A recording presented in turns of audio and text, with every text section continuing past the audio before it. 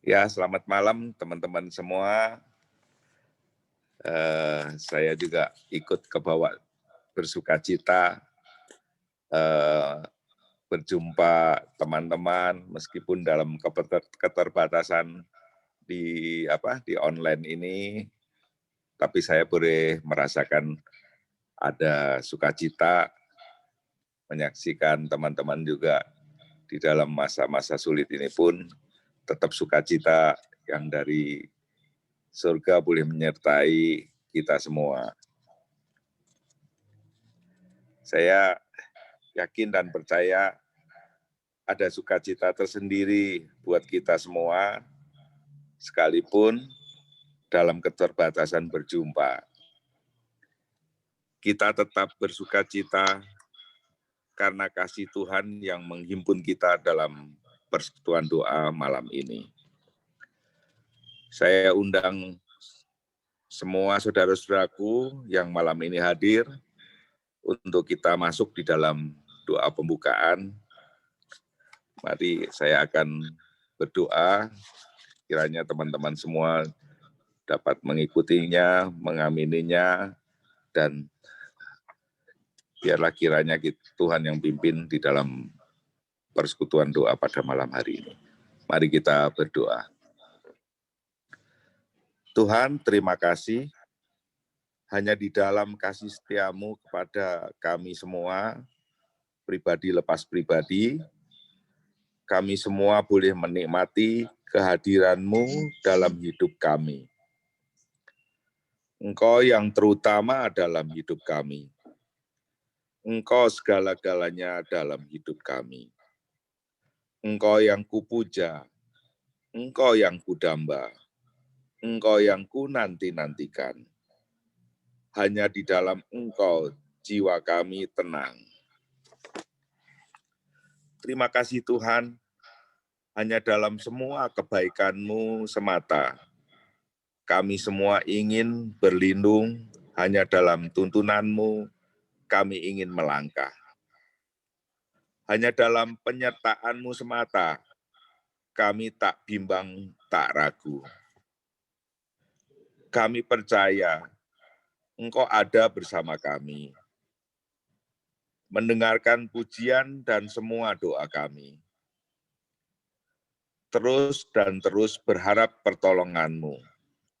Kami memohon dan memohon campur tangan-Mu. Hanya Engkau Tuhan surya hidupku.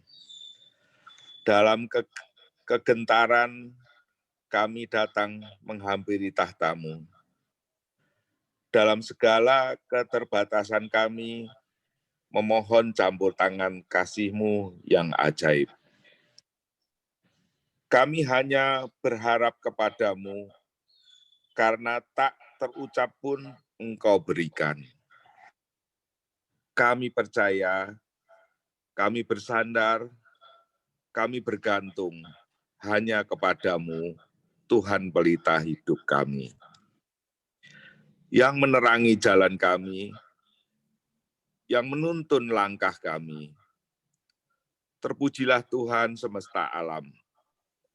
Dalam kebeningan hati kami, karena pengudusan-Mu, karena pengampunan-Mu, karena Kau tebus dosa kami. Kami datang memuji dan menyembah hanya kepadamu. Dalam nama Tuhan Yesus, Allah dan Juru Selamat kami yang hidup, kami sudah berdoa. Amin. Mari saudaraku kita simak, kita nyanyikan, kita aminkan pujian You are my all in all. Engkaulah segalanya, sebagai persiapan kita masuk di dalam renungan firman Tuhan yang akan disampaikan Bapak Penginjil Samuel Bayu.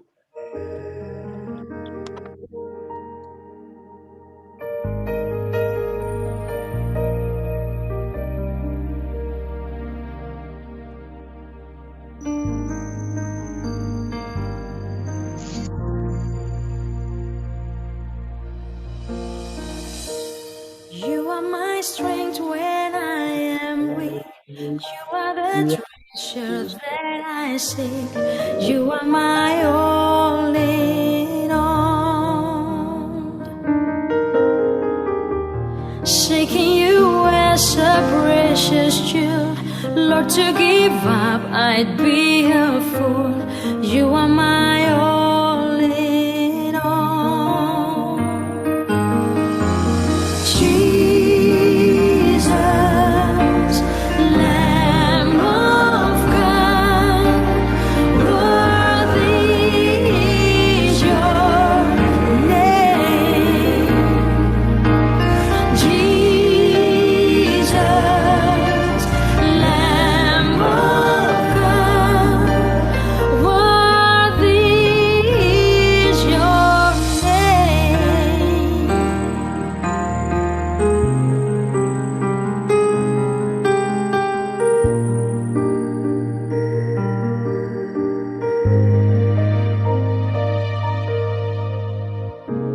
Taking my sin, my cross, my shame, rising again, I bless your name.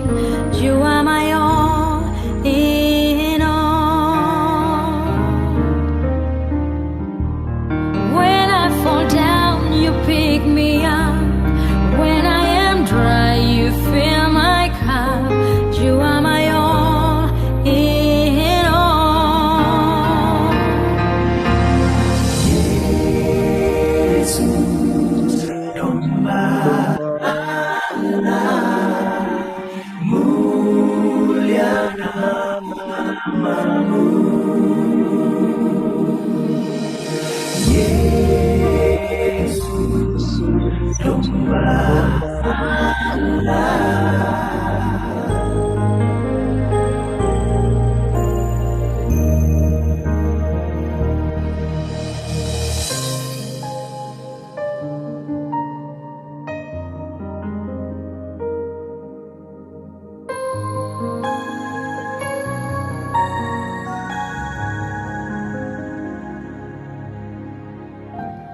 Engkaulah kekuatanku, Engkaulah kemuliaanku, Engkaulah segalanya.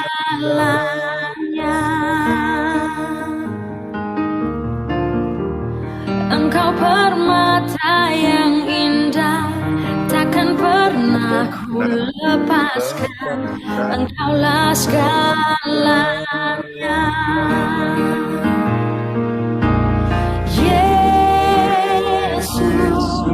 Domba Allah, mulia namamu.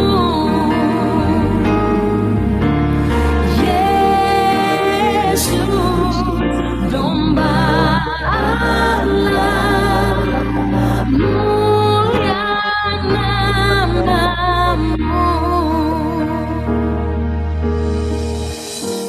Kau hapus segala dosaku, segala celah dan maluku. Engkaulah segalanya.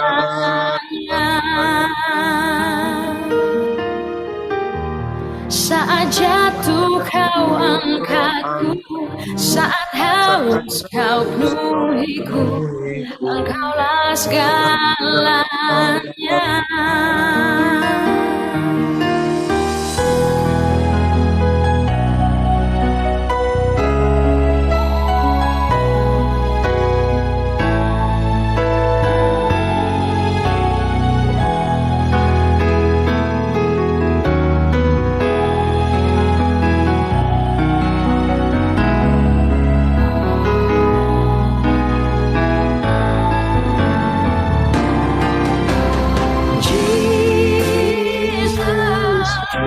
Lamb of God, worthy is your name. Jesus, Lamb of God, worthy is your name. Worthy is your name.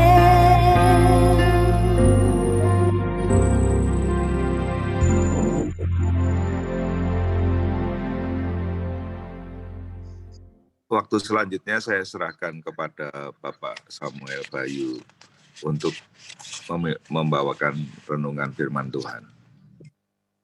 Oke, mari kita berdoa terlebih dahulu. Suara saya jelas ya? Jelas, Pak. Saya bicara agak pelan soalnya. Kita berdoa untuk memohon pimpinan Tuhan. Mari kita berdoa.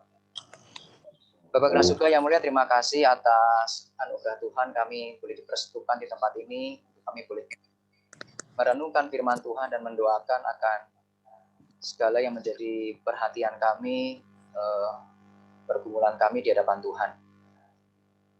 Buka hati dan pikiran kami untuk firman Tuhan dan kiranya ini boleh membawa kami menjadi anak-anak Tuhan yang semakin berhikmat di dalam kehidupan kami dan di dalam relasi kami dengan Tuhan. Kami serahkan perenungan kami pada malam hari ini ke dalam tangan Tuhan. Dalam nama Tuhan kami Yesus Kristus kami berdoa, kami mengucap syukur. Amin. Seperti rencana dan janji saya yang lalu-lalu begitu, kalau saya yang khotbah, kita akan membahas dari raja-raja Yehuda begitu. Kemarin Daud, sekarang anaknya Daud yaitu Salomo. Nah, kita buka dari dua bagian Alkitab. Yang pertama 1 Raja-Raja, saya share screen dulu. 1 Raja-Raja 3 ayat 5 sampai 15. Dan nanti 1 Raja-Raja 11 ayat 4 sampai 10.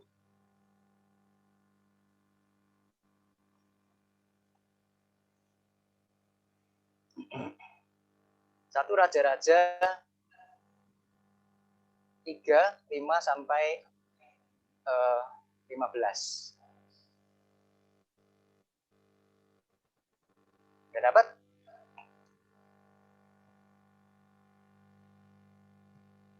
Saya akan bacakan. Di Gibeon itu Tuhan menampakkan diri kepada Salomo dalam mimpi pada waktu malam. Berfirmanlah Allah, mintalah apa yang hendak aku berikan kepadamu. Lalu Salomo berkata, engkaulah yang telah menunjukkan kasih setiamu yang besar kepada hambamu Daud, ayahku. Sebab ia hidup di hadapanmu dengan setia, benar dan jujur terhadap engkau. Dan engkau telah menjamin kepadanya kasih setia yang besar itu dengan memberikan kepadanya seorang anak yang duduk di tahtanya seperti pada hari ini. Maka sekarang ya Tuhan Allahku, engkaulah yang mengangkat hambamu ini menjadi raja menggantikan Daud, ayahku. Sekalipun aku masih sangat muda dan belum berpengalaman. Demikianlah hambamu ini berada di tengah-tengah umatmu yang kau pilih. Suatu umat yang besar, yang tidak terhitung dan tidak terkira banyaknya. Maka berikanlah kepada hambamu ini hati yang paham menimbang perkara untuk menghakimi umatmu dengan dapat membedakan antara yang baik dan yang jahat. Sebab siapakah yang sanggup menghakimi umatmu yang sangat besar ini? Lalu adalah baik di mata Tuhan bahwa Salomo meminta hal yang demikian. Jadi berfirmanlah Allah kepadanya, oleh karena engkau telah meminta hal yang demikian dan tidak meminta umur panjang atau kekayaan atau nyawa musuhmu, melainkan pengertian untuk memutuskan hukum, maka sesungguhnya aku melakukan sesuai dengan permintaanmu itu. Sesungguhnya aku memberikan kepadamu hati yang penuh hikmat dan pengertian, sehingga sebelum engkau tidak ada seorang pun seperti engkau. Dan sesudah engkau tidak akan bangkit seorang pun seperti engkau. Dan juga apa yang tidak kau minta, aku berikan kepadamu. Baik kekayaan maupun kemuliaan. Sehingga sepanjang umurmu tidak akan ada seorang pun seperti engkau di antara raja-raja. Dan jika engkau hidup menurut jalan yang kutunjukkan dan tetap mengikuti segala ketetapan dan perintahku, sama seperti ayahmu Daud, maka aku akan memperpanjang umurmu. Lalu terjagalah Salomo, ternyata ia bermimpi. Sekembalinya ke Yerusalem, berdirilah ia di depan tabut perjanjian Tuhan, dipersembahkannya korban-korban bakaran dan korban-korban keselamatan.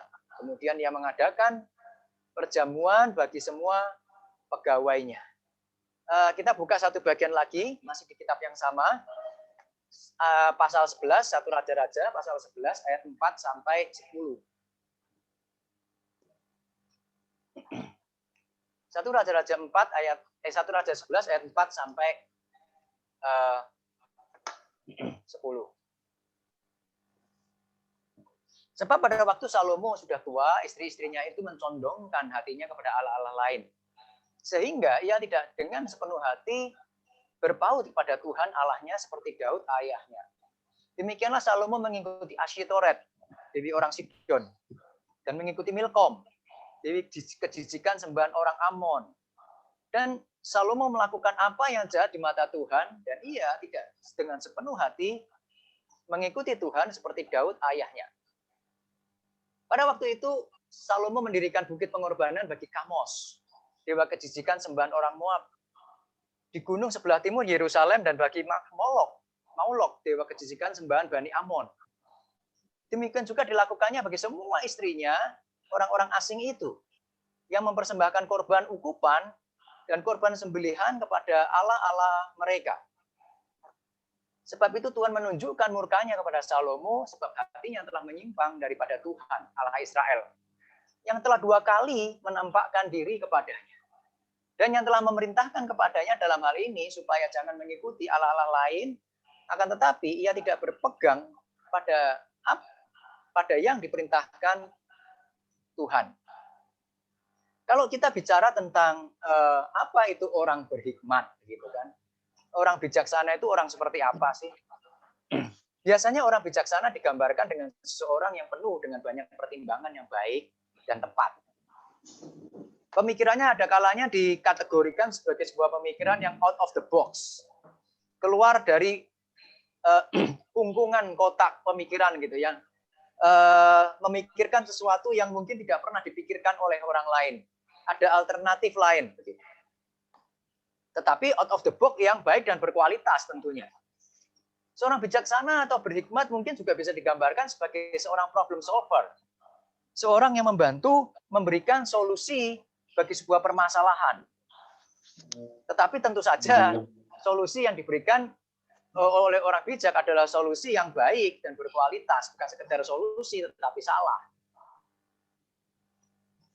Barangkali seorang yang bijaksana adalah seorang yang pemikirannya mendalam dan melihat kehidupan, di dalam melihat kehidupan dan situasi. Masih banyak lagi hal-hal yang kita pikirkan tentang kualitas seorang yang bijaksana.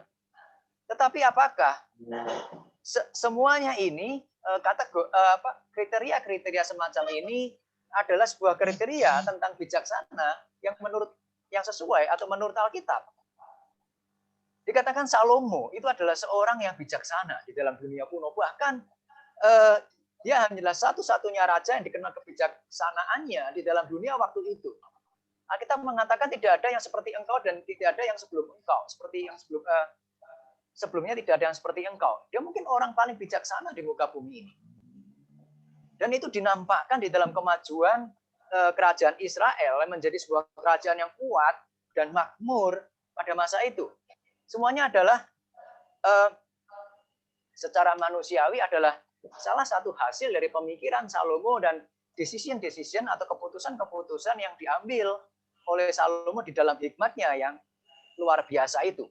Jadi di dalam masa Salomo kerajaan Israel relatif tenang, punya relasi diplomasi dengan negara-negara sekitar. Salah satu kisah yang paling terkenal tentang kebijakan Salomo adalah ketika ada 2 orang perempuan yang memperebutkan bayi. Kedua orang perempuan itu sama-sama mengklaim bahwa bayi itu adalah anak mereka. Waktu itu tidak ada tes DNA. Kalau ada mah gampang. Jadi bagaimana Salomo menyelesaikan masalah ini? Dia menyuruh orang memenggal bayi itu menjadi 2. Dan wanita yang satu setuju dan yang satu tidak setuju. Tentu seorang ibu lebih baik anaknya hidup dan diasuh orang lain daripada anaknya harus mati. Maka ketika ibu yang merelakan anaknya itu diasuh oleh orang lain asal jangan mati, itulah hati seorang ibu. Artinya apa?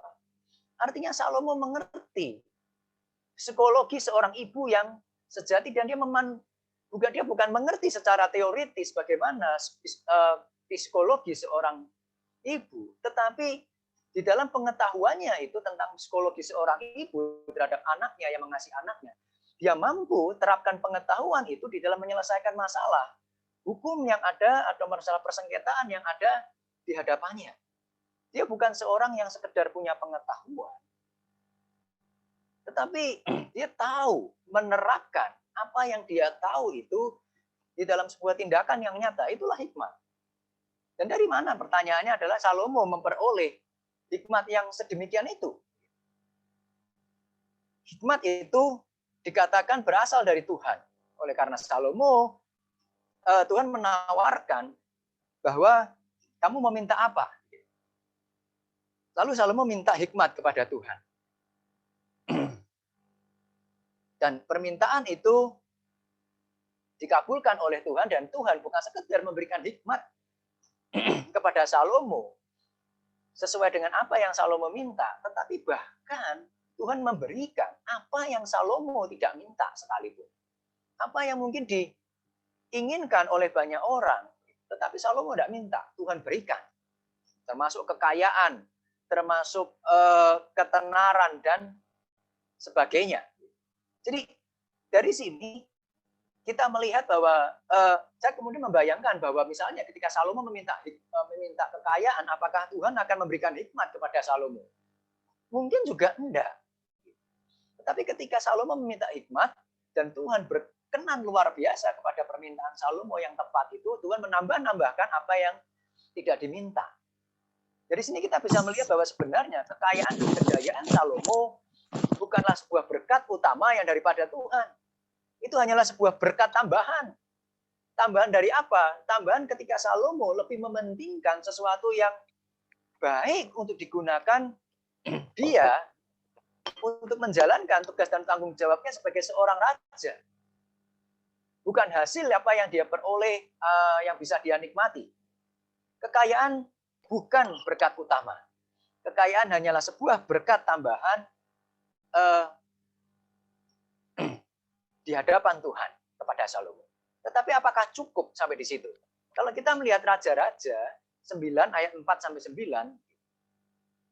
dikatakan di situ mengenai engkau, jika engkau hidup di hadapanku sama seperti Daud ayahmu dan dengan tulus hati dan dengan benar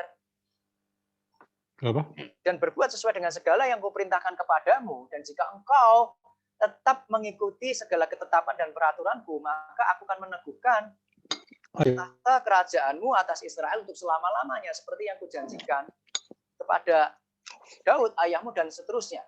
Keturutanmu tidak akan terputus dari tahta Israel. Apa artinya di situ?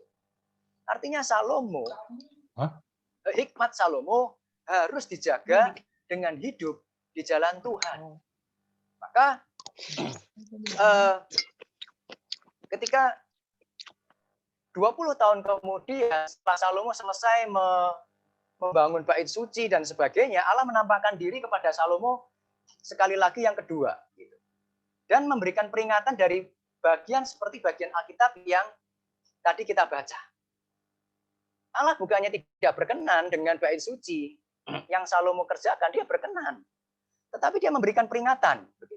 Seakan-akan Tuhan memberikan peringatan, aku berkenan kepada bait suci yang kamu bangun dengan mewah, tapi bukan itu yang aku inginkan. Yang aku inginkan adalah kehidupanmu yang sesuai dengan kehendakku, peringatanku. Begitu. Allah tidak terprovokasi dengan kehebatan bangunan fisik bait suci Salomo yang sedemikian megah. Seakan-akan Allah mengatakan, jangan kamu kira ya, kamu bikin bangunan gede begitu bagus terus saya senang. Enggak, begitu kan? Saya lebih senang dengan hidupmu yang berkenan kepada Tuhan. Banyak gereja mendirikan gedung gereja yang besar dan megah. Pada saat bersamaan, tetapi tidak membangun kebangunan dan kehidupan rohani yang kokoh. Jadi jangan dikira Tuhan selalu berkenan dengan jumlah yang banyak. Sekarang gereja-gereja yang besar kebingungan juga menutup biaya perawatan gedung yang mahal karena persembahan menurun. Ibadah juga tidak dapat lagi dilakukan di gedung yang megah dengan pertunjukan yang luar biasa dan sebagainya. Tidak ada suasana ibadah yang seperti sedia kala.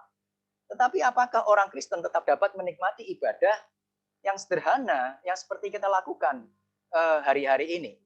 Apa yang seringkali menggerakkan hati kita mengikuti ibadah akan terlihat semakin jelas. Tidak salah tentu kalau kita memiliki sebuah gedung gereja yang megah, yang indah. Tetapi yang penting adalah bangunan rohani yang megah di hadapan Tuhan. Bukan sekedar bangunan jasmani. Dan di dalam kesuksesannya itu, ketika Salomo mulai tua dikatakan semakin berusia, Salomo justru meninggalkan Tuhan. Dia dikatakan lebih mencintai istri-istrinya dibandingkan mencintai Tuhan. Salomo membiarkan dan mengizinkan penyembahan berhala yang dilakukan oleh istri-istrinya dan akhirnya penyembahan itu tersebar ke seluruh Israel. Salomo memfasilitasi penyembahan-penyembahan berhala di seluruh Israel seperti yang tadi sudah kita baca. Seorang raja yang berhikmat, kemudian hari menjadi raja yang tidak berhikmat di hadapan Allah.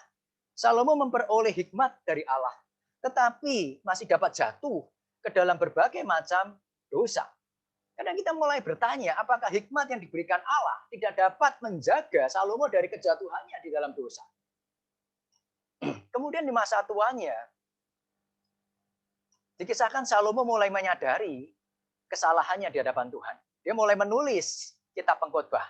Kalau dia melihat ke belakang hidupnya, masa lalunya, dia melihat segala yang dia capai, dan kemudian dia nikmati, dan kesimpulan yang dia ambil adalah semuanya itu sia-sia belaka. Salomo tidak, tetapi puji Tuhan, ketika dia melihat kesia-siaan di dalam pencapaiannya itu, Salomo tidak hanya berhenti di dalam sebuah pesimisme, begitu kan, pesimistis. Kalau gitu buat apa saya berusaha lagi? Atau dalam sebuah nihilisme, kalau itu untuk apa saya hidup? Di akhir kitab pengkhotbah, Salomo menyaksikan segala sesuatu itu sia-sia. Iya, jika itu tidak di dalam Tuhan. Di dalam Tuhan ada makna. Dan Salomo melihat kejatuhannya sebagai sebuah pelajaran penting. Dia pernah hidup di dalam Tuhan. Dia pernah hidup di luar Tuhan. Dia melihat beda dari keduanya. Dan akhirnya dia menemukan di tengah pujian dan kejayaan manusia, tetapi jika tanpa Tuhan, semuanya adalah sia-sia. Tuhanlah yang memberikan arti di dalam setiap langkah kehidupan Salomo dan tentunya kehidupan kita. Apa yang kita bisa pelajari dari kehidupan Salomo semacam ini? Mengapa seorang raja yang berhikmat, bahkan hikmatnya berasal dari Tuhan sekalipun, dapat mengalami kejatuhan di dalam hidupnya? Hingga Tuhan menghukum Salomo dengan berbagai macam masalah dan akhirnya kerajaannya pecah karena perbuatan anaknya.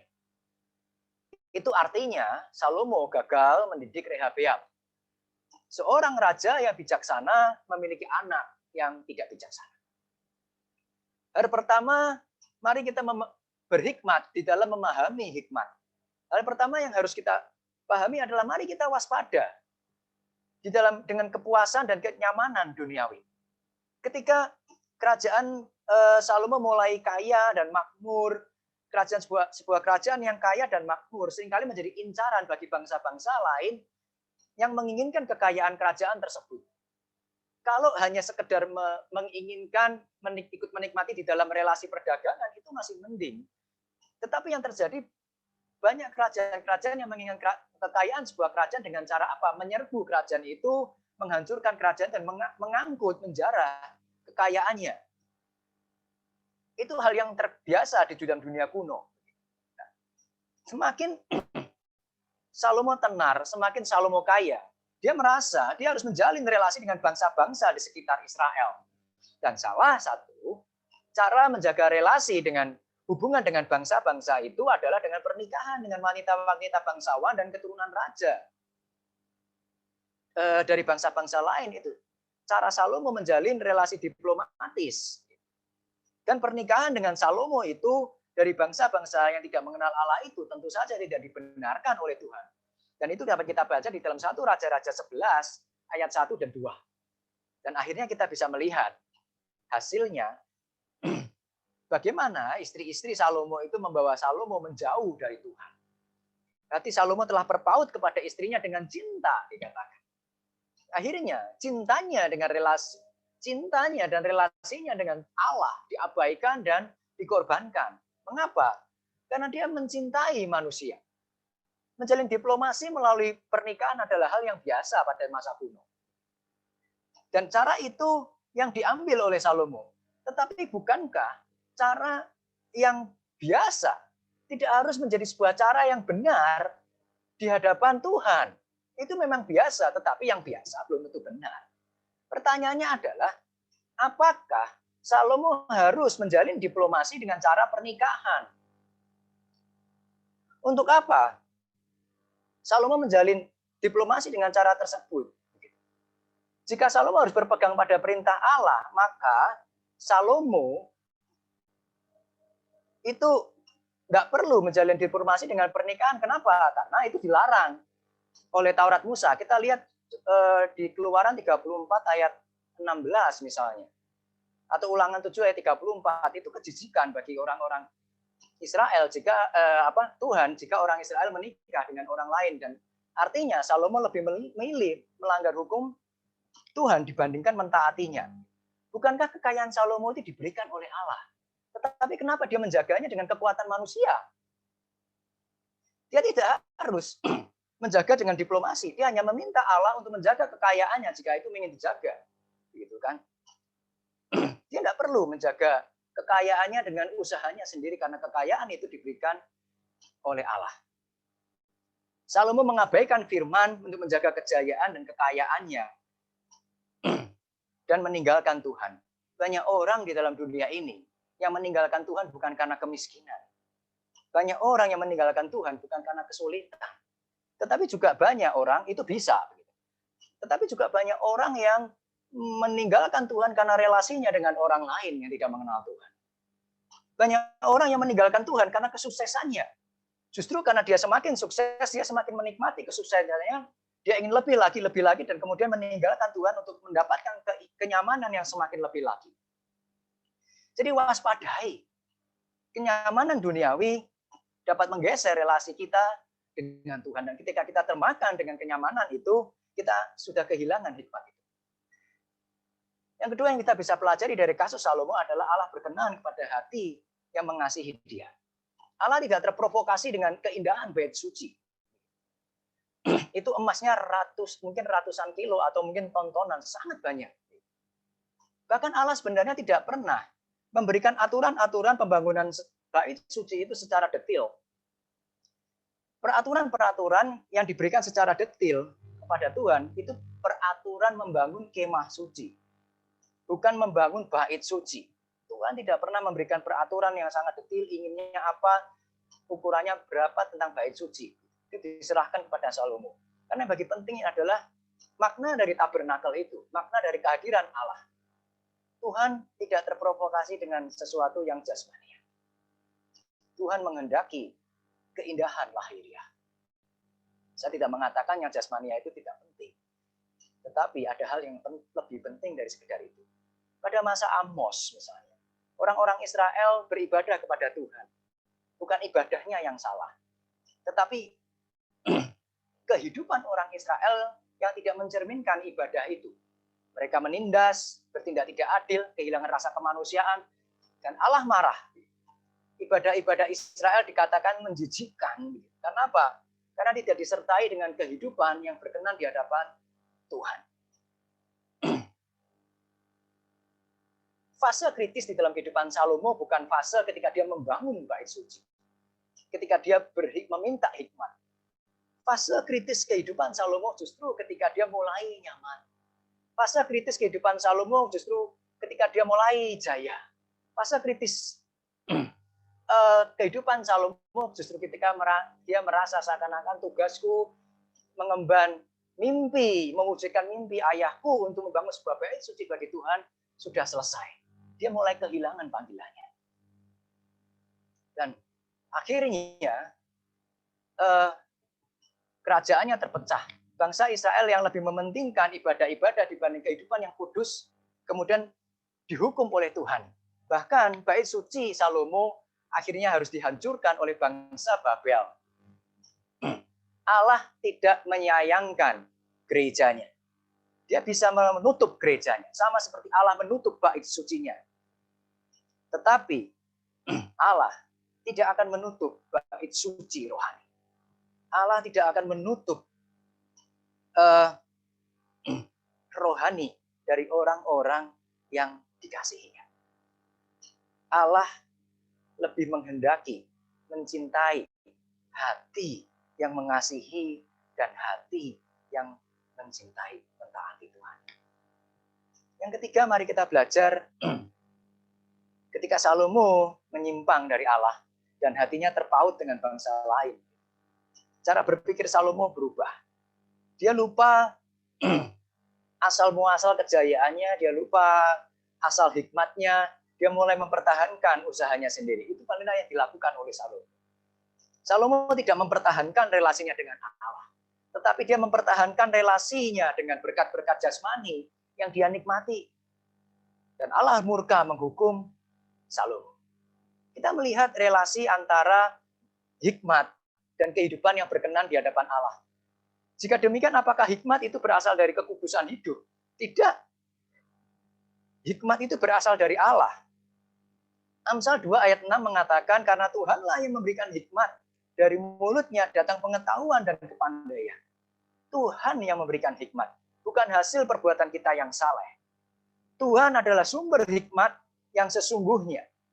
Tetapi salah satu mekanisme bagaimana Allah rela memberikan hikmat dan menjaga hikmat yang telah diberikannya itu kepada kita adalah Dia menginginkan kesalehan dan kekudusan kita. Di sisi lain, hikmat Allah membawa kita mengerti bahwa Dialah yang mampu menjaga dan memberikan hikmat kepada kita. Orang berhikmat akan berelasi dengan Allah. Orang yang berhikmat akan berelasi dengan Allah yang memberikan hikmat dan yang menjaga agar hikmat di dalam diri kita itu terjaga. Ketika Salomo kehilangan hikmat, dia kehilangan kekudusan. Ketika dia kehilangan kekudusan, dia semakin kehilangan hikmat. Kedua hal ini adalah saling berkait. Maka ketika kita terpuruk di dalam kebodohan di hadapan Tuhan, maka langkah awal kita bukan belajar banyak. Langkah awal kita ketika kita terpuruk di dalam dosa, ketika kita terpuruk di dalam kehidupan kerohanian kita, langkah awal kita bukan belajar teologi dan sebagainya, tetapi mari kita datang kepada Tuhan, memohon ampun kepada Tuhan, memohon belas kasihan Dia untuk membenahi kehidupan kita. Setelah itu baru kita menyibukkan diri atau terlibat di dalam pembelajaran firman Tuhan, pelayanan dan kehidupan yang berkenan kepada Tuhan. Serahkan hati kita terlebih dahulu untuk kita mengasihi Tuhan, untuk kita hidup di dalam Tuhan. Setelah itu baru kita belajar, baru kita bertindak, baru kita melayani. Dan yang terakhir, di dalam Tuhan ada makna hidup yang sesungguhnya. Ketika Salomo kembali kepada Tuhan, Salomo melihat segala sesuatu di dalam hidup manusia itu sia-sia. Itu pesan dari pengkhotbah. Di luar Tuhan, segala sesuatu adalah sia-sia. Salomo mengatakan mengejar hikmat itu pun sia-sia. Pengkhotbah 1:12-18. Tetapi Salomo juga menegaskan bahwa ada hikmat yang benar. Jadi hikmat adalah mengejar hikmat yang benar. Hikmat bukan mengejar hikmat yang salah. Salomo pernah terjebak di dalam hikmat yang keliru. Dia melihat bagaimana sia-sianya hikmat manusia itu. Maka pengkhotbah mengajarkan pembacanya bahwa untuk takut akan Allah sebagai sumber hikmat.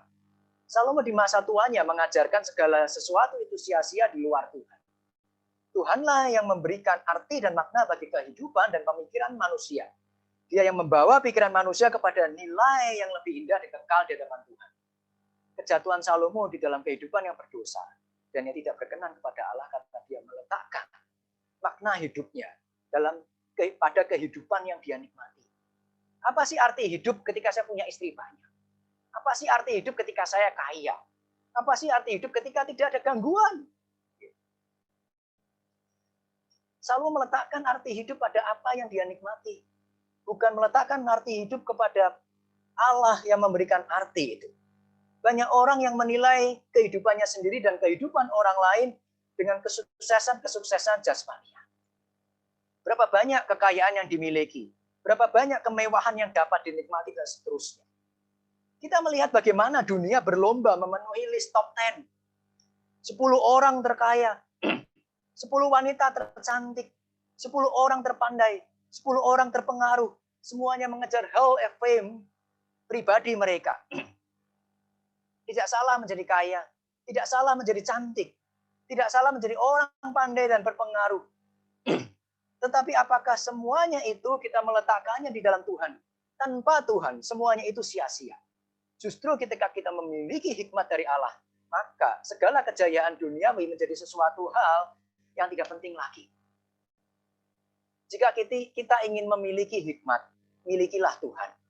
Kita akan memperoleh berbagai macam pengertian tentang hidup dan kehendak Tuhan di dalam kehidupan kita.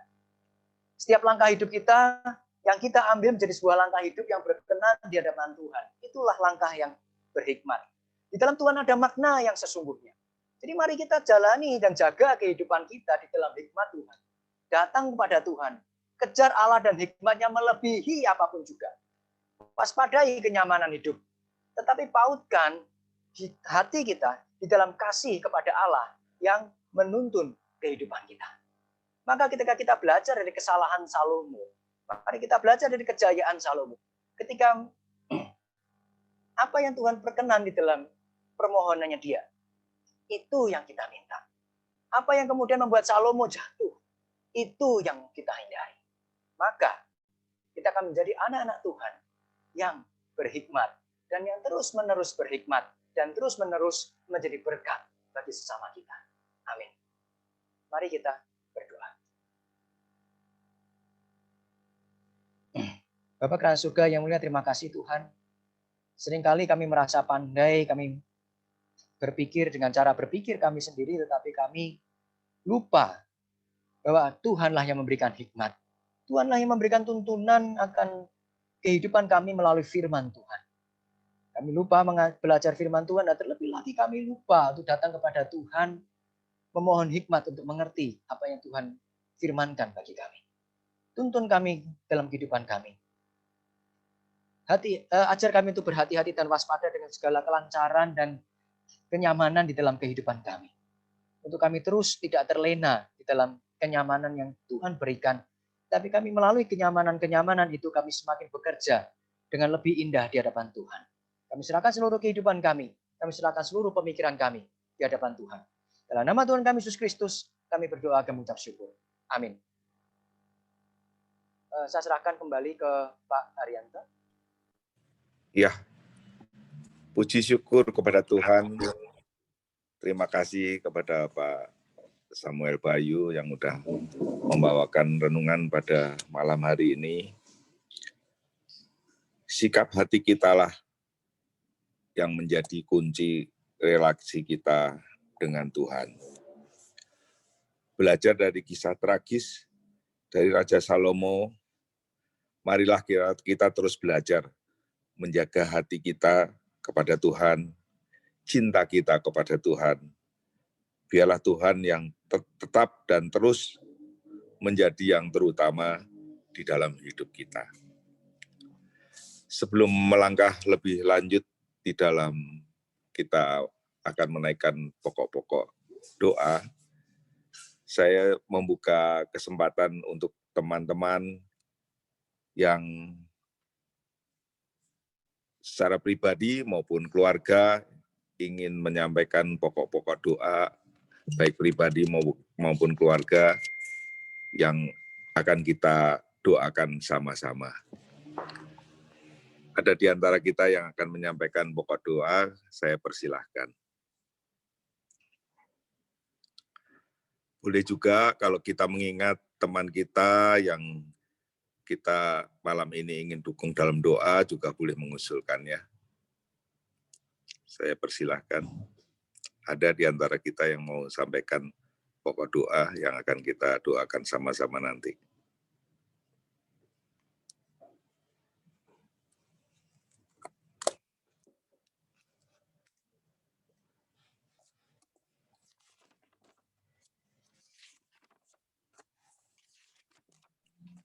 Halo Opa. Ya. Tolong doakan buat mama saya aja. Oh, iya. Ya, untuk doakan untuk apa aja? Lagi sakit.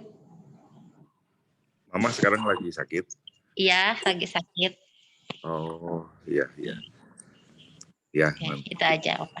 Iya. Kristina sendiri gimana? Ya, boleh tolong doakan juga. Iya. Ya, moga cepat pulih ya.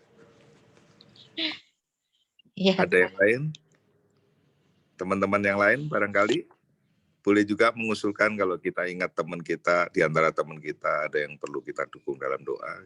Saya persilahkan.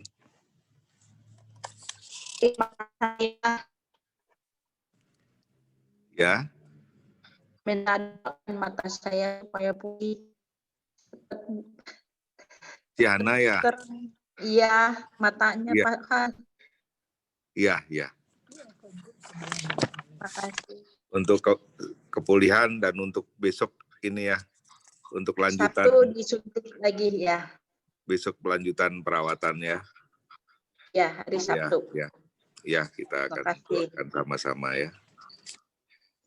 Ada lagi yang lain, teman-teman? Ada Pak Agus kayaknya ya? Ada Lose ya? Lose, apa kabar? Kabar baik. Iya, puji Tuhan. Minta doanya ya. Iya. Jangan bosen. Enggak, kita enggak boleh bosen untuk memohon kepada Tuhan karena keterbatasan kita, karena kelemahan kita enggak sungguh harus bergantung terus sama Tuhan. Terus karena betul. Dialah sumber pertolongan kita, dialah sumber pengharapan kita. Kita nggak boleh segan-segan gitu ya, karena kekuatan kita ada pada Tuhan ya. Sama anak-anak saya dikasih usahanya maju seperti sedia kala gitu. Iya. Kita akan doakan ya nanti. Makasih ya. Sama-sama Om Agus. Salam buat Lose. Udah kangen juga, gak lama ketemu. Nggak ketemu. Ada lagi kesempatan untuk teman-teman?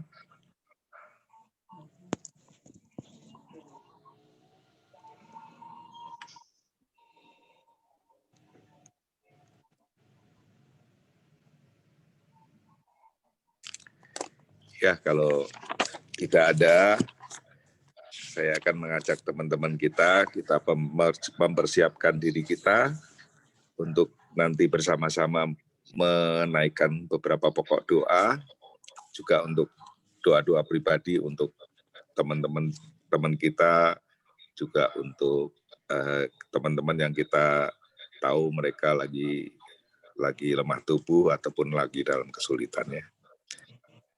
Marilah kita dengarkan, kita simak, kita nyanyikan pujian Padamu Ku Percaya.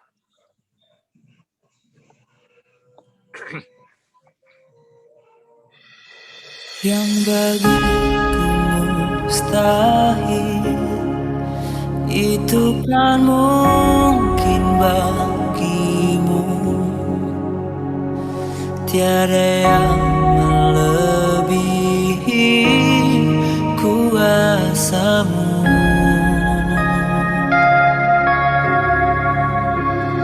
Meski bumi bergoncang,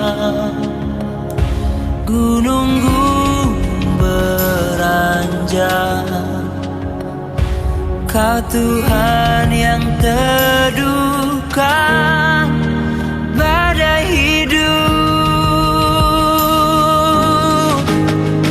Tuhan, Padamu ku percaya, ku angkat tangan, ku berserah,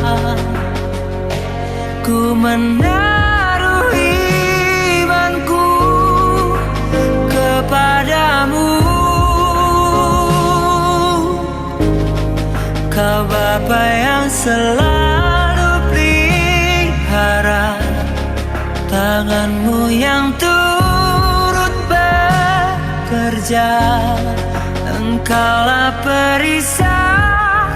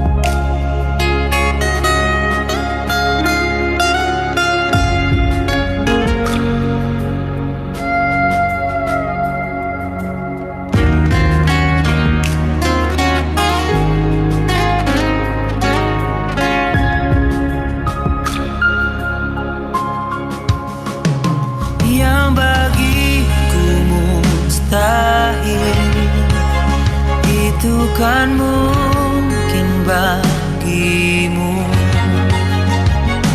Tiada yang melebihi kuasamu.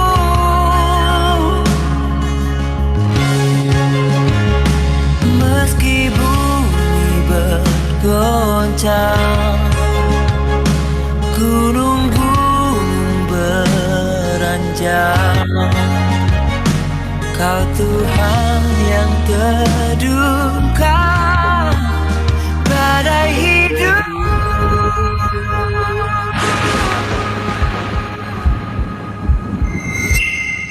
Tuhan, padamu ku percaya, ku angkat tangan, ku berserah, ku menaruh imanku kepadamu.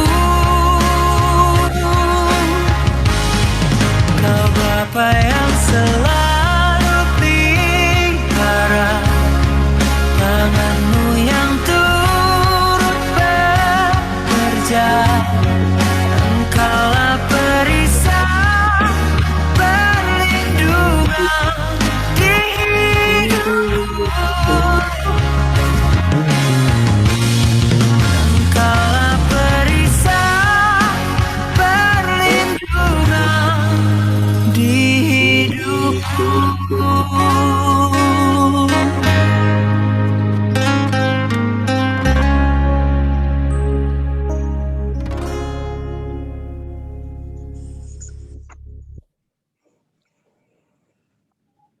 Marilah saudara-saudaraku, kita satukan hati kita angkat tangan kita, tanda kita menyerah dan ingin menyerahkan kepada Tuhan. Dengan iman yang teguh, kita percaya tangan Tuhan selalu turut bekerja. Bagi kita yang mustahil, bagi Tuhan tidak ada yang mustahil. Karena Tuhanlah perisai perlindungan hidup kita. Kita akan masuk di dalam pokok doa pertama. Kita akan berdoa, memohon Tuhan melawat jemaat GKIM Kanaan, pribadi lepas pribadi, sehingga kita semua semakin bergantung dan bersandar hanya kepada Tuhan. Jemaat dapat sungguh-sungguh mempercayakan hidupnya dan berserah ke dalam pimpinan Tuhan. Jemaat dapat semakin merindukan untuk lebih dekat kepada Tuhan. Hormat, tunduk, dan patuh hanya kepada Tuhan. Saya minta dengan kasih Bapak Pendeta Jim Patimahu untuk berdoa pokok doa ini. Mari kita berdoa. Bapa kami dalam surga, kami menyerahkan ke dalam tangan Tuhan setiap pribadi lepas pribadi dari setiap kami, khususnya jemaat dari GKIM Kanaan. Ketika kami mengalami bahkan merasakan situasi, kondisi, keadaan, masa-masa yang sulit seperti ini, biarlah Tuhan yang kiranya boleh terus memberikan hati di mana kami boleh semakin bergantung dan bersandar hanya kepada Tuhan.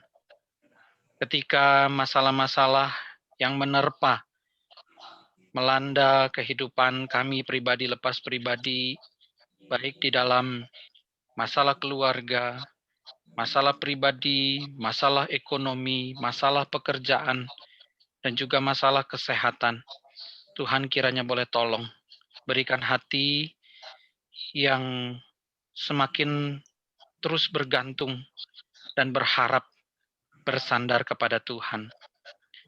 Dan kami menyerahkan ke dalam tangan Tuhan juga untuk setiap kami, supaya kami boleh mempercayakan hidup kami, mengandalkan diri kami hanya kepada Tuhan, bukan kepada diri kami sendiri, bukan pada kehebatan kami, kepintaran, bahkan kemampuan dan kekayaan kami.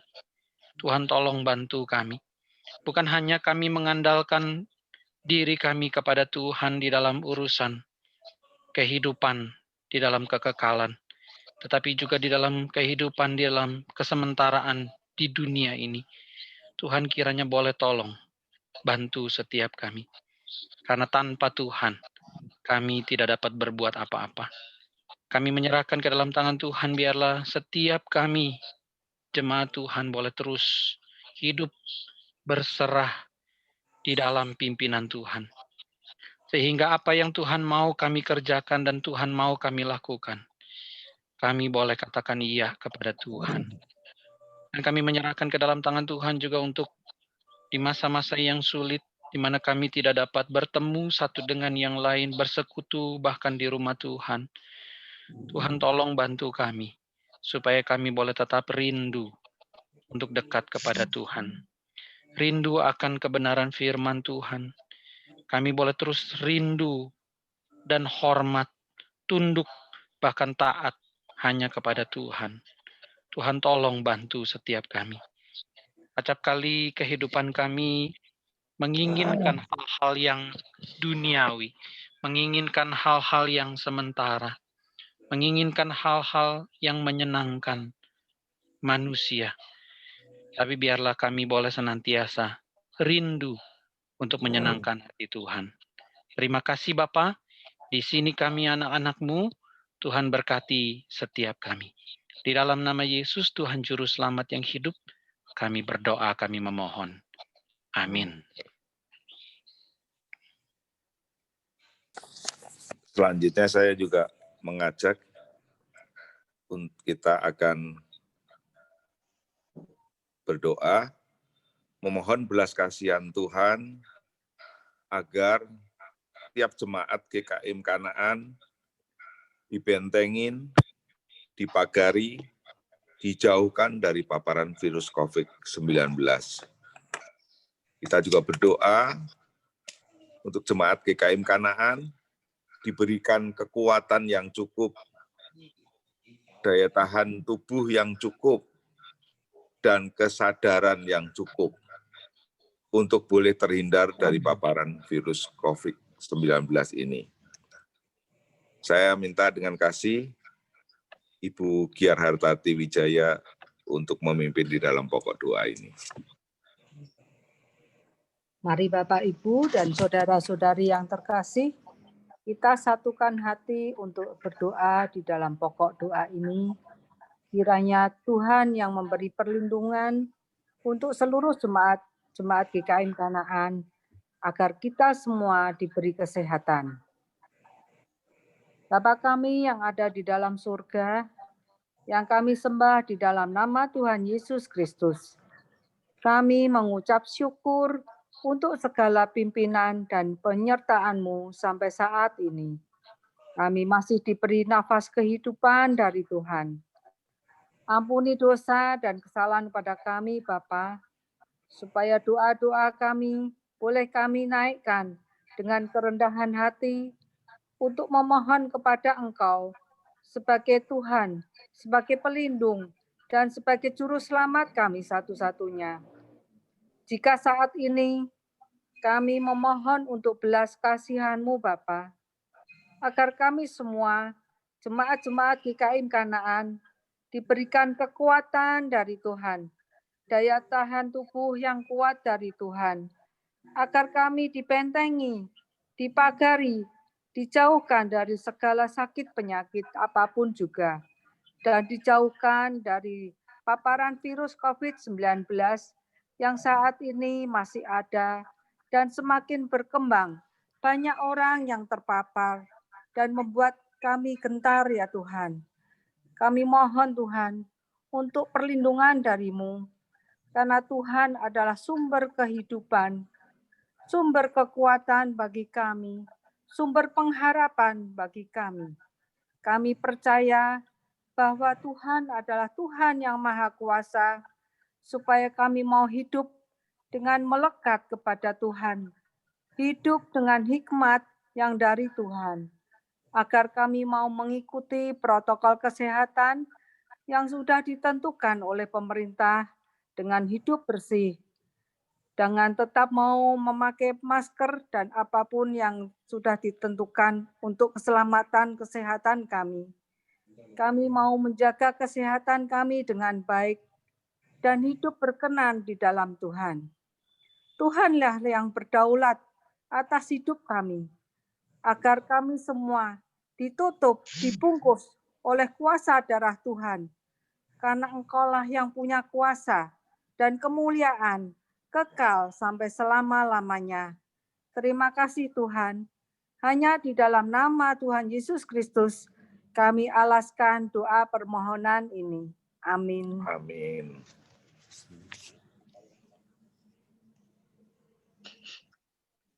Kita akan melangkah lebih jauh di dalam pokok doa yang ketiga.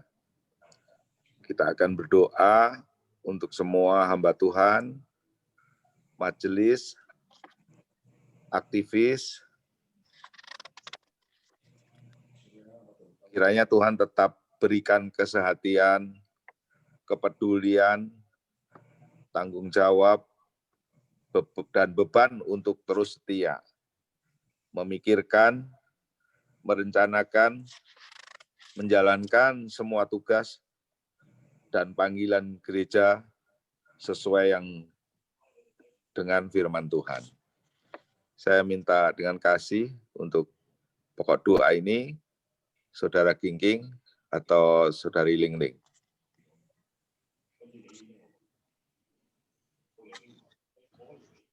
Ya, mari Saya kita persilakan. Mari kita berdoa. Tuhan Bapa kami surga, kami mengucap syukur dan terima kasih jikalau pada malam hari ini kami masih diberi kesempatan untuk bersama-sama berkumpul dalam wadah persekutuan doa ini. Kami bersyukur untuk kesehatan dan pertolongan-Mu yang tak henti-henti dalam kehidupan kami. Pada malam hari ini kami mau berdoa untuk para hamba Tuhan, baik Pak Jem, Pak Bayu, maupun Ibu Yeni, dan para majelis semua, serta para aktivis. Biarlah kami dapat bekerja dengan semaksimal mungkin. Kami bersyukur Kau telah memakai kami untuk menjadi pelayan-pelayan-Mu di gereja Kanaan ini. Biarlah melalui setiap kegiatan, setiap apa yang kami kerjakan, Tuhan terus memberikan kami suatu kesehatian dalam mengemban tugas-tugas kami, dan setelah kami juga dapat saling peduli satu dengan lain, dan terutama kami dapat bertanggung jawab untuk setiap apa yang telah ditugaskan kepada kami masing-masing. Biarlah kami yang telah dipilih menjadi pelayan-pelayan-Mu, kami mau terus bekerja untuk kemuliaan nama-Mu. Dan biarlah setiap beban yang diterima bukan menjadikan sesuatu yang membuat kami susah, tapi kami dapat bersuka cita karena Tuhan masih mau memakai kami untuk menjadi pelayan-pelayan. Biarlah kami dapat terus setia, dan juga kami dapat memikirkan, merencanakan, dan menjalankan semua tugas dan panggilan gereja dengan sukacita. Biarlah kami juga dapat sehati untuk dapat memikirkan semua program-program yang akan kami lakukan untuk kemajuan dari jemaat Kanaan ini. Pimpin sertai kami ya Tuhan. Berikan hikmat bijaksana bagi kami semua, sehingga kami dapat terus memuliakan nama Engkau melalui apa yang telah Kau percayakan pada kami melalui tugas-tugas yang telah kami terima. Terima kasih ya Tuhan, sekali lagi kami menyerahkan para hamba Tuhan, majelis, serta para aktivis di gereja GKM Kanaan ini, biar Tuhan terus memimpin dan menyertai, memberkati, dan tak henti-henti kami dapat memuliakan nama Tuhan. Dalam nama Tuhan Yesus kami berdoa dan mengucap syukur. Amin. Amin. Selanjutnya kita mengingat bangsa dan negara kita. Malam hari ini kita datang kepada Tuhan kita secara khusus berdoa untuk Presiden Jokowi beserta para menteri, juga pejabat pemerintahan baik di pusat maupun daerah, agar Tuhan berikan kesehatan, hikmat bijaksana untuk membawa bangsa kita ini menjadi bangsa yang besar yang menuju kepada kemajuan bangsa di masa depan. Bangsa yang menjunjung tinggi nilai-nilai kebinekaan. Bangsa yang berbudi pekerti. Bangsa yang berkeadilan sosial bagi seluruh lapisan masyarakat.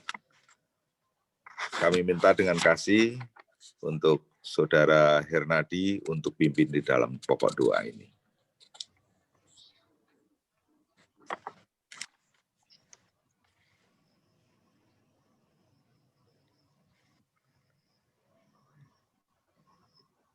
Kami persilahkan untuk Hernadi.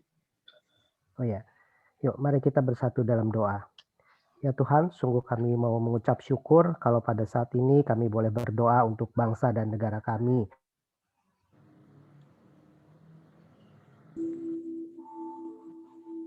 Kami sadar kalau Tuhan sudah tempatkan memiliki satu rencana, Tuhan memiliki satu maksud pada masing-masing kami untuk kami boleh menjadi seorang warga negara yang bertanggung jawab dan memuliakan Tuhan. Ajar kami juga Tuhan untuk terus selalu boleh mendoakan bangsa dan negara kami. Kami berdoa saat ini Tuhan untuk Bapak Presiden Jokowi beserta Menteri, juga untuk para pejabat pemerintah di pusat dan daerah agar Tuhan memberikan kepada mereka suatu kesehatan, hikmat dan bijaksana Tuhan. Sehingga mereka tidak mementingkan kepentingan mereka sendiri, sehingga mereka tidak mementingkan kepentingan pribadi mereka, kepentingan partai, kepentingan golongan, atau kepentingan lembaga mereka, tapi mereka boleh mengutamakan kepentingan bangsa dan negara ini. Kami berdoa Tuhan, biarlah mereka juga diberikan suatu hati yang mau menjadikan bangsa ini menjadi suatu bangsa yang besar, yang menuju kepada kemajuan bangsa ini. Kami berdoa Tuhan, para pemimpin-pemimpin bangsa kami juga, mereka juga boleh menjunjung tinggi nilai-nilai kebinekaan. Kami berdoa biarlah Tuhan yang akan terus memberi kedamaian kepada bangsa kami, sehingga bangsa kami tidak terpecah belah Tuhan, walaupun kami terdapat perbedaan-perbedaan suku, perbedaan agama, perbedaan golongan, tapi biarlah itu Tuhan boleh menjadi suatu kekayaan, boleh menjadi satu keindahan tersendiri bagi bangsa dan negara ini. Kami juga berdoa agar bangsa ini kami juga Tuhan menjadi bangsa yang berbudi pekerti, yang boleh menjunjung akan nilai-nilai keluhuran budi pekerti Tuhan, sehingga bangsa ini Tuhan boleh terus menjadi bangsa yang damai. Kami juga berdoa untuk pemimpin bangsa kami juga agar mereka boleh membawa bangsa ini menjadi suatu bangsa yang berkeadilan sosial bagi seluruh rakyat Indonesia. Biarlah Tuhan apa yang kami doakan ini, biarlah kami juga Tuhan tidak hanya kami mendoakan para pemimpin bangsa kami, tapi kami juga boleh mendoakan diri kami sendiri, agar kami juga boleh menjadi suatu warga negara yang bertanggung jawab atas bangsa ini. Sehingga sekecil apapun tindakan kami, sekecil apapun perbuatan kami, itu boleh ikut juga berpartisipasi, sehingga membawa bangsa ini menjadi suatu bangsa yang besar dan menjadi suatu bangsa yang memuliakan Tuhan, dan Tuhan akan pakai kami sehingga kami boleh menjadi saksi-Mu di tengah bangsa yang besar ini. Terima kasih, kami mau serahkan untuk bangsa dan negara kami ke dalam tangan Tuhan. Di dalam nama Yesus Kristus kami sudah berdoa dan mengucap syukur. Amin. Amin. Kita telah memasuki program vaksinasi yang sudah dimulai beberapa waktu yang lalu. Mari kita doakan untuk program vaksinasi yang sedang berjalan, agar dapat berjalan dan dijalankan sesuai dengan kebutuhan yang cukup untuk membawa bangsa kita dapat mengatasi wabah COVID-19 ini. Saya minta dengan kasih Saudara Arvin Irawan untuk membawakan pokok doa ini. Ya, baik, kita mau berdoa untuk program vaksin ini. Mari kita berdoa bersama-sama. Tuhan, Allah Bapa di surga, Kami mengucap syukur kepadamu Tuhan untuk setiap waktu pimpinan pemeliharaan Tuhan, sehingga sampai saat ini Tuhanlah yang akan selalu pimpin kami di dalam kehidupan ini. Kami serahkan kehidupan kami sepenuhnya kepadamu hari lepas hari di dalam pimpinan Tuhan. Saat ini juga kami mau berdoa kepadamu ya Tuhan untuk program vaksinasi di Indonesia ini kiranya boleh berjalan dengan baik. Tuhan pimpin juga akan pengadaan vaksin yang telah tersedia walaupun masih kekurangan, tetapi segala program yang telah direncanakan oleh pemerintah kiranya boleh berjalan dengan baik. Tuhan pimpin juga akan vaksin-vaksin yang telah disuntikan, di mana ada beberapa kendala yang telah terjadi, tapi kiranya Tuhan yang akan tolong di dalam segala kendala-kendala yang dihadapi, di dalam segala pendataan, maupun segala sesuatu yang hal-hal teknis yang belum berjalan. Tuhan tolong pimpin juga akan semua aparat maupun fasilitas juga vaksinasi yang akan dilakukan, kiranya boleh berjalan baik hari-hari ke depan. Tuhan juga pimpin juga akan segala pemerintahan di Indonesia ini, sehingga program vaksin ini boleh berjalan dari hulu sampai ke hilir, berjalan dengan baik. Kiranya masyarakat Indonesia boleh semuanya tervaksinasi di dalam program pemerintah sampai akhirnya 15 bulan yang akan datang terpenuhi. Kiranya vaksin ini boleh menjadikan masyarakat ini menjadikan herd immunity yang positif, sehingga boleh menekan segala penularan COVID ini di Indonesia, dan semuanya boleh kembali pulih seperti sedia kala. Tuhan, kami juga memohon kepadamu, kiranya pertolongan-Mu agar masyarakat Indonesia dapat dengan bijaksana mengedukasi tentang vaksin COVID dengan baik, sehingga tidak menerima info yang menyesatkan, dan mereka dijauhkan dari berita-berita hoax, sehingga program pemberian vaksin ini dapat dengan baik didukung oleh seluruh masyarakat Indonesia, sehingga semuanya boleh terbebas dari COVID ini di masa yang akan datang. Terima kasih Tuhan, karena kami berserah kepadamu. Hanya tangan Tuhan yang menolong pertolongan kepada seluruh rakyat Indonesia ini. Hanya di dalam nama-Mu, Tuhan kami Yesus Kristus, kami panjatkan doa ini. Amin. Amin. Tibalah kita pada pokok doa yang terakhir. Secara khusus kita akan mengingat untuk setiap jemaat yang sedang lemah tubuh, yang juga di dalam masa pemulihan karena sakit, jemaat yang dalam kesulitan atau karena pandemi COVID-19 ini, baik kesulitan di dalam usaha pekerjaan, kesulitan di dalam masalah perekonomian, kiranya memohon Tuhan campur tangan, Tuhan yang buka jalan dalam setiap masalah yang teman-teman kita hadapi. Dan kita juga mengingat secara khusus untuk mama dari saudari Kristinawati Elias yang sedang lemah tubuh, juga untuk saudari Kristinawati Elias yang juga dalam masa-masa pemulihan, secara khusus untuk kesehatannya, kita doakan. Dan kita juga ingat untuk Cihana yang esok hari akan menerima perawatan lanjutan daripada kelemahan di retina matanya. Kita doakan untuk para medis yang menangani, kita doakan untuk obat-obatan yang dipakai, biarlah menjadi berkat bagi Cihana. Kita juga ingat untuk Om Agus, untuk Losek Lili, biarlah Tuhan terus topang, kuatkan, berikan kepulihan demi kepulihan. Kita doakan juga untuk anak-anak dari Om Agus dan Losek Lili di dalam situasi pandemi sekarang ini. Biarlah usaha pekerjaannya tetap Tuhan pimpin, tetap Tuhan bukakan jalan, sehingga usahanya dapat terus lancar berjalan. Dan sekaligus juga untuk doa penutup, saya minta dengan kasih Ibu Penginjil Yeni Susanto untuk memimpin di dalam doa ini. Ya, mari kita berdoa Bapak Ibu. Bapa di dalam surga, kami sungguh mengucap syukur karena kasih setia Tuhan, penyertaan Tuhan, pemeliharaan Tuhan, terus Tuhan nyatakan dan Tuhan limpahkan dalam kehidupan kami.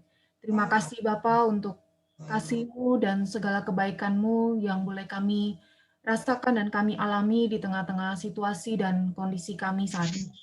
Kami bersyukur untuk waktu kesempatan pada malam ini, kami boleh bersama-sama bersekutu, kami boleh bersama-sama merenungkan kebenaran firman Tuhan, dibentuk dari firman Tuhan, dan kami juga boleh bersama-sama bersehati berdoa. Dan saat ini kami juga mau bersama-sama berdoa, saling mendoakan satu dengan yang lainnya. Kami mau berdoa untuk rekan-rekan kami, untuk saudara-saudara kami, yang saat ini Tuhan, jemaat-Mu yang sedang lemah tubuh, yang di dalam masa pemulihan karena sakit. Kami berdoa secara khusus untuk Oma Romi Elias yang saat ini sedang sakit. Kami juga berdoa untuk CCE yang sakit. Kami mohon Tuhan yang menyertai, memberikan kekuatan, memberikan kesehatan bagi mereka, berkati obat-obatan yang dikonsumsi, berkati di dalam waktu-waktu istirahat mereka, sehingga melalui semuanya itu tangan Tuhan bekerja, menyembuhkan, memulihkan kesehatan, sehingga kesehatan mereka boleh sehat dan pulih kembali, dan dapat melakukan segala aktivitas mereka dengan baik. Terima kasih Tuhan. Kami juga berdoa untuk Tante Hana. Kami bersyukur untuk penyertaan Tuhan di dalam segala perawatan yang Tante Hana jalani untuk sakit di matanya. Kami terus berdoa untuk tindakan dokter yang masih harus dilakukan, yaitu suntik bola mata. Dan hari Sabtu Tante Hana akan kembali menjalani perawatan. Itu tindakan dari dokter melakukan suntikan pada mata. Kiranya Tuhan yang menyertai, memberkati, sehingga semuanya boleh berjalan dengan baik dan lancar. Mohon Tuhan yang tambahkan juga kekuatan kesehatan buat Tante Hana. Tuhan tahu rasa sakit yang mungkin dialami Tante Hana. Mohon Tuhan yang memberikan kekuatan ekstra yang Tante Hana butuhkan. Dan di dalam semuanya ini Tante Hana boleh tetap melihat tangan Tuhan yang terus bekerja, yang terus memberikan pemulihan untuk mata Tante Hana. Terima kasih Tuhan, terima kasih. Kami juga terus berdoa untuk Lause Lili. Tuhan tahu Lause Lili untuk kesehatannya, khususnya telinganya yang masih berdengung. Mohon Tuhan yang terus menyertai Lause Lili, memberikan kekuatan ekstra buat Lause Lili menghadapi semuanya ini. Mungkin Lause Lili terkadang tidak mudah buat Lause Lili, tapi mohon Tuhan yang terus menguatkan Lause Lili, dan di dalam semua yang Lause Lili alami, Lause Lili tetap mengingat, tetap mengalami cinta kasih Tuhan, tetap percaya, tetap berserah, bersandar sepenuhnya kepada Tuhan. Terima kasih Tuhan. Tuhan berkati juga untuk keluarga Lause Lili dan Om Agus. Secara khusus kami juga berdoa untuk anak-anak Lause Lili dan Om Agus di dalam usaha mereka masing-masing. Mohon Tuhan yang campur tangan, Tuhan menolong di tengah-tengah situasi dan kondisi saat ini. Tuhan berkati sehingga setiap usaha pekerjaan mereka tetap boleh berjalan dengan baik, dengan lancar. Terima kasih Tuhan, terima kasih. Kami juga berdoa untuk setiap kami di dalam kehidupan kami masing-masing, di dalam pergumulan kami masing-masing. Tuhan tahu setiap kami yang di dalam kesulitan karena pandemi COVID ini. Kami mohon Tuhan yang tetap menguatkan dan meneguhkan setiap kami. Mohon Tuhan yang tetap campur tangan, dan Tuhan bukakan jalan di dalam setiap masalah pergumulan yang sedang kami hadapi, baik dalam keluarga kami, baik dalam usaha pekerjaan kami, ataupun di dalam hal-hal yang lainnya. Terima kasih Tuhan, terima kasih. Kami saat ini juga mau berdoa dan menyerahkan untuk keluarga besar dari almarhumah Ibu Ayun atau tante dari rekan kami Cicaiha, yang mohon Tuhan yang memberikan kekuatan, penghiburan yang sejati kepada mereka. Dan kami menyerahkan untuk ibadah pelepasan besok, mohon Tuhan yang menyertai sehingga semuanya boleh berjalan dengan baik. Terima kasih Tuhan, terima kasih. Ini doa kami, ini permohonan kami, dan kami mau serahkan seluruh kehidupan kami masing-masing ke dalam tangan Tuhan, dan khususnya setiap kami yang hadir dalam persekutuan doa pada malam hari ini, mohon Tuhan yang terus memimpin kami. Terima kasih, kami serahkan juga waktu istirahat kami malam hari ini, mohon Tuhan menyertai, mohon Tuhan menjagai dan melindungi setiap kami. Terpujilah namamu Tuhan, dan kami serahkan seluruh kehidupan kami ke dalam tangan-Mu. Kami kembalikan segala pujian, hormat, kemuliaan hanya bagi Tuhan. Di dalam nama Tuhan Yesus, kami berdoa, kami bersyukur. Amin. Amin. Terima kasih Bu Yeni, terima kasih Pak Bayu, terima kasih Pak Jim, teman-teman semua, terima kasih untuk kebersamaan malam hari ini. Sebelum berpisah kita bisa buka kameranya ya, kita bisa sebentar bertatap muka. Terima kasih Bu Yeni. Yo, makasih. Ya, makasih Kak Haryanto. Om Agus. Kamis depan kita libur ya. Kita libur, Kamis depan tidak ada persekutuan doa. Salam sehat. Ya, Kamis depan dulu tidak ya, ada Bu. persekutuan Oh, doa. malam Sincia. Ya, Oh, ya. Bu. Gampang ya. tidak ada. Tapi kita nggak boleh kumpul, nggak boleh makan-makan, Bu. Oh iya, kita di rumah Nggak masing-masing. boleh makan, Sedih ya. nggak apa-apa. Saling aja ya. Sedih nih. Kumpulnya lewat Zoom. Apa boleh datang? Apa boleh datang ya? Apa boleh datang? Angpau. Oh iya.